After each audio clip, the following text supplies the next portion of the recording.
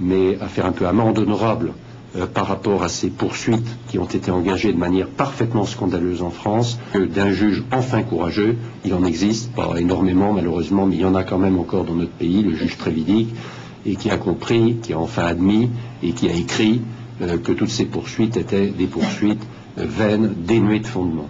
Alors que la France, à l'échelle beaucoup plus grave encore du camp d'Ashraf, ne récidive pas dans l'erreur et qu'elle veuille bien faire preuve de lucidité et de courage et intervenir pour les résidents du camp.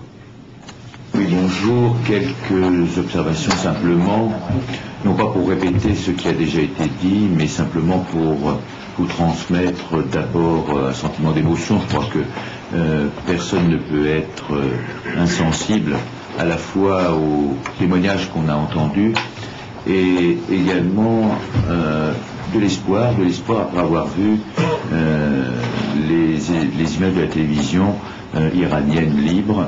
En effet, l'espoir de tout un peuple qui ne craint pas pour sa sécurité et qui ne craint pas d'aller dans la rue pour manifester, à côté de cette émotion donc de l'espoir. Je dis de l'émotion puisque, comme on vous l'a indiqué, je fais partie des rares qui sont allés plusieurs fois à Ashraf. Alors j'avais, pendant mon deuxième voyage, voulu impérativement entendre les personnes qui étaient présentes au camp d'Ashraf. Pourquoi les entendre? Parce que il y avait des personnes qui étaient là depuis 20 ans, d'autres qui étaient là depuis 10 ans, et d'autres qui étaient là depuis quelques mois simplement. Et pour moi, c'était tout à fait surprenant de voir qu'encore aujourd'hui, des jeunes diplômés des universités américaines, eh bien, au lieu de s'investir dans le travail, dans une carrière, aillent se rendre dans un camp que personne ne connaissait à ce moment-là pour résister au pouvoir iranien en place. Et puis il y avait les victimes du régime des mollahs, et puis il y avait même des victimes du régime du Shah. J'avais interviewé tous ces gens-là, je passais mes soirées là où je demeurais au milieu d'eux, et j'ai pu comme ça recueillir un certain nombre de témoignages particulièrement poignants et qui sont parfois, j'ose le dire, parfois encore pire que ceux que vous avez entendus tout à l'heure. Des gens qui ont eu un parcours qui était épouvantable, incroyable, et qui croyaient encore dans l'avenir et dans la libération de leur pays. Je trouve que c'est extraordinaire.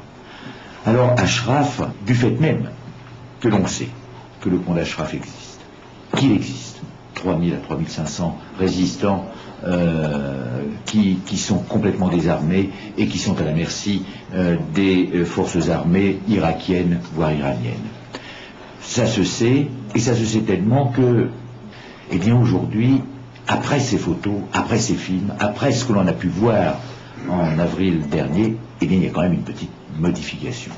Mais ça commence. On a Ban Ki-moon qui fait quelques observations dans un rapport il y a quelques jours.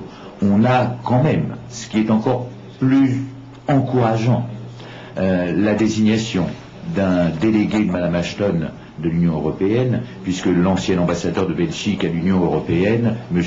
De Ruyt, il faut aujourd'hui se mobiliser. Il faut se mobiliser le plus possible. Faire en sorte de faire connaître le camp d'Ashraf de plus en plus souvent, dire quelles sont les craintes que l'on peut avoir après ce qui s'est passé il y a 6 mois là-bas à Ashraf.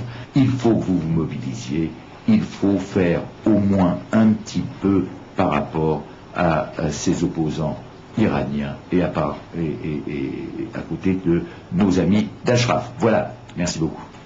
Plus grand chose à dire. Ce que je voulais dire simplement, c'est que c'est vrai que il faut se rappeler la force du témoignage humain, la force d'écouter, de savoir écouter plutôt que des discours, mais le témoignage de gens qui vivent et qui vivent leur engagement politique et qui en témoignent.